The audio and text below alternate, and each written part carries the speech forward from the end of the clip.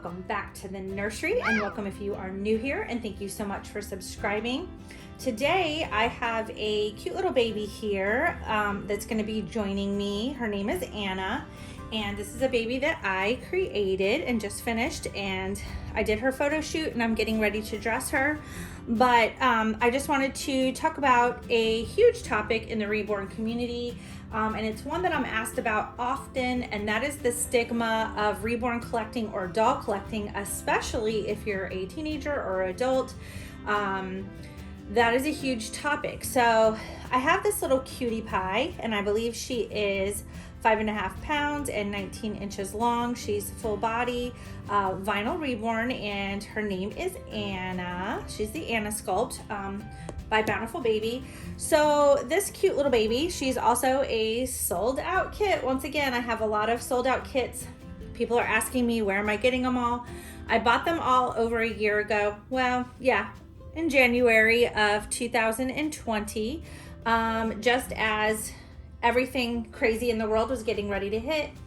I think I explained this in my last video, but I bought up a bunch of Bountiful Baby kits. They're Reborn sculpts because I really loved them, and I wasn't sure if I was going to be able to get a hold of any more. So I am slowly releasing the kits that I have and getting them out there to collectors.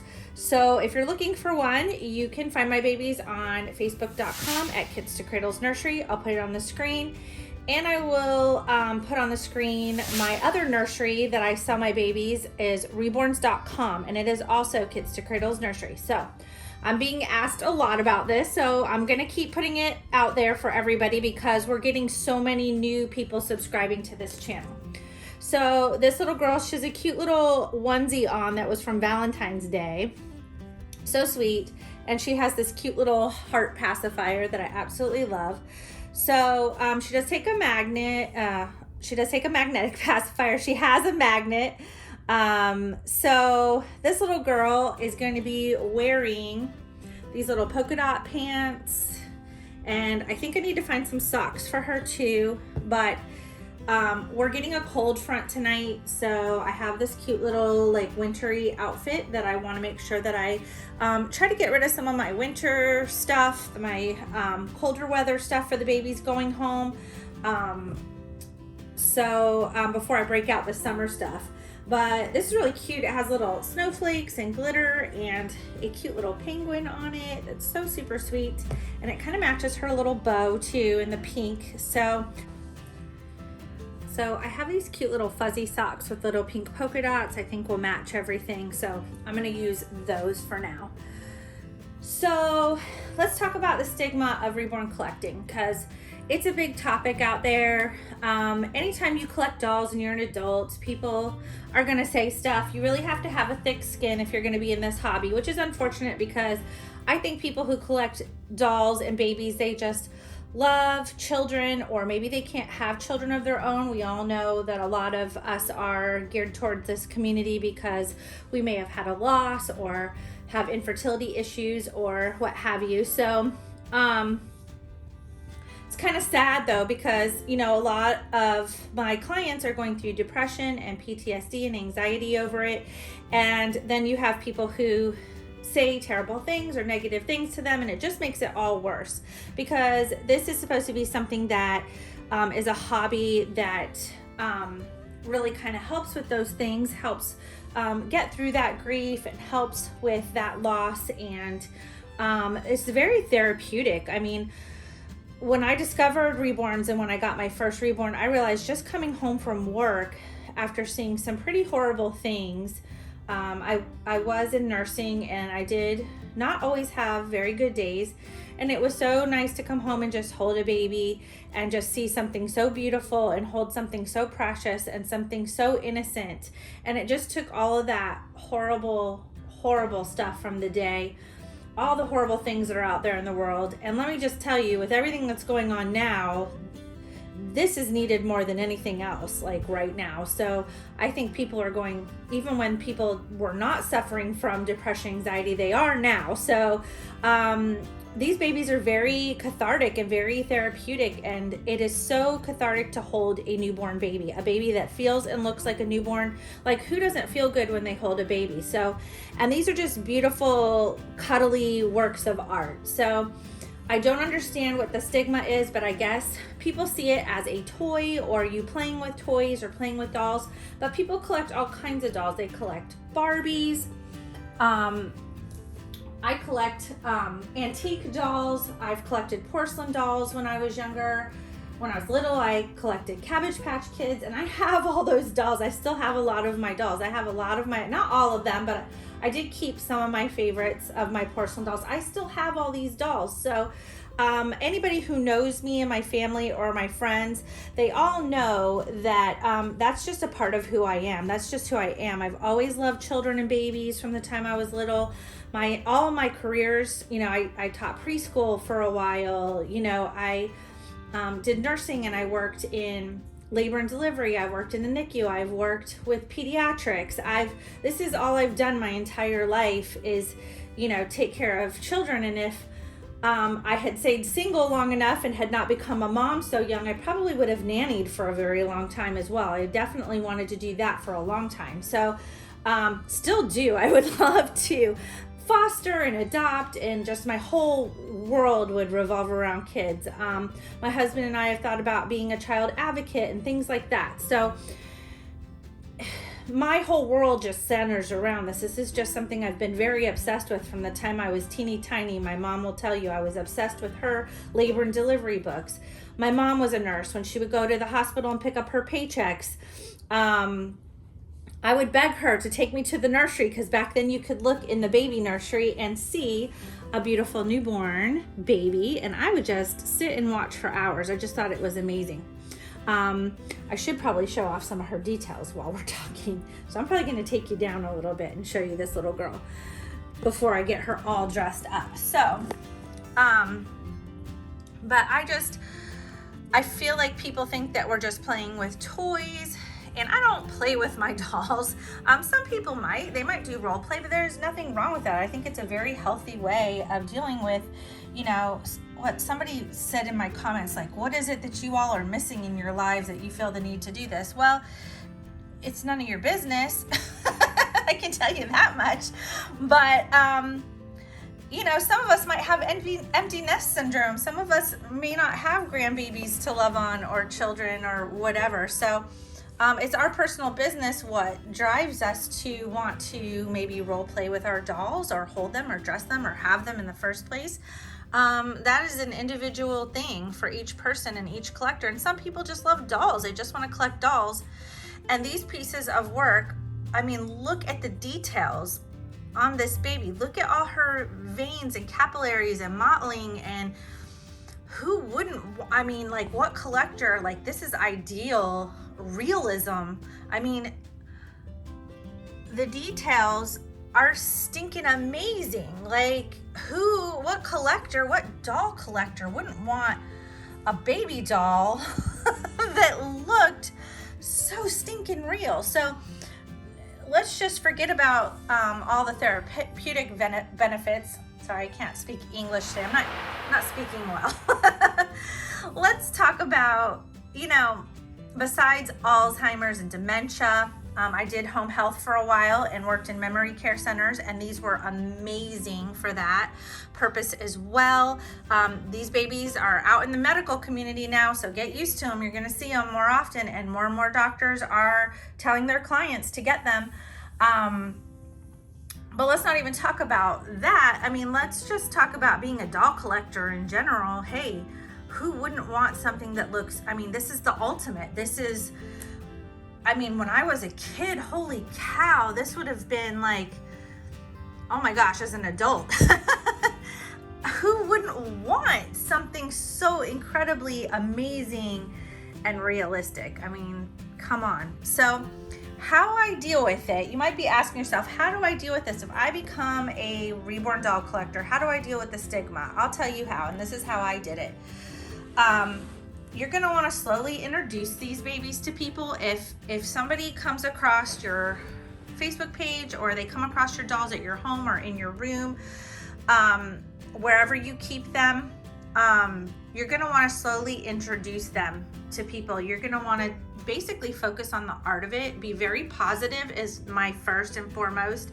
If you are shy about this hobby, if you are scared to tell people, if you come off nervous or feeling like some kind of doubt or feeling like you're doing something wrong, people are going to pick up on that and they're going to feel awkward. It's just going to make them feel awkward. If you are going to be in this hobby, you need to own it. Heck yeah, I'm a doll collector, big deal. I've told people I don't smoke, I don't drink, I don't do drugs, I don't do alcohol. Like, I don't gamble, I don't cheat on my husband. I work hard, I make money, I pay my bills. Why do you care? I could be doing so many worse things with my money. You just have to tell people that. I'm going to set you up here while I change her too, because I really want to do like a little changing video on her. So let me adjust this little camera here. That's what I tell people. If people are like, why do you spend this kind of money? They're so expensive. I tell people, you don't pay my bills. I pay my bills. So don't worry about it. And like I said, I don't spend my money on other frivolous things. Like, you know, everybody has their habits. Everybody has their things that they spend their money on. So some people collect other things. And when people are like, why, you're an adult, why do you play with dolls or toys or whatever? My husband plays Xbox. He plays, you know, I bought him a PS whatever, PlayStation for our anniversary. I mean, I buy him games for Christmas. I mean, he has his things too, and that's not childish. I mean, there's a lot of guys that do that. They collect toy cars, they build toy train sets, and my father-in-law, he's into trains. He has his whole garage filled with trains. I have a brother-in-law that would do model boats and airplanes and fly those and do those, you know, like, everybody has a child inside of them. I'm sorry, there's an inner child in there waiting to get out of everybody. I'm actually gonna put her little pants on first here. Everybody has their hobbies and their things that they're into and interested in. So, you know, everybody has something different that they like. It is what it is. And you just have to own it. You just have to own it, and you have to be really positive about it and just tell people the benefits of it. Like, these help people with Alzheimer's, people with dementia, people with depression, anxiety, PTSD, loss, infertility, those kinds of things. And basically, they're just amazing, incredible works of art. Like, when I start telling people the amount of time that goes into them, you know, and all the little details, you let somebody come into your room, you slowly show them all the little details that somebody had to paint. You let them hold them, like, here, they feel like a real baby. Doesn't it feel like you're holding a real baby? Isn't that incredible? And people will warm up. I don't try to force my hobby on anybody, but I also am not like super open. I just don't go around and tell everybody about it either. So, not everybody knows I have Reborns. Not everybody knows I paint them. Not everybody knows that I have a YouTube channel or a Facebook page. And if they stumble across it, I can easily explain it to them. And this is one of my ways that I make a living as well. So for me, I'm able to explain that too. Like, you know, this is a way of making income as well. These babies are not a waste of time. They're not a waste of money. I can always get back what I put into them. And that's another thing. These babies are an investment. Like I said, they're works of art.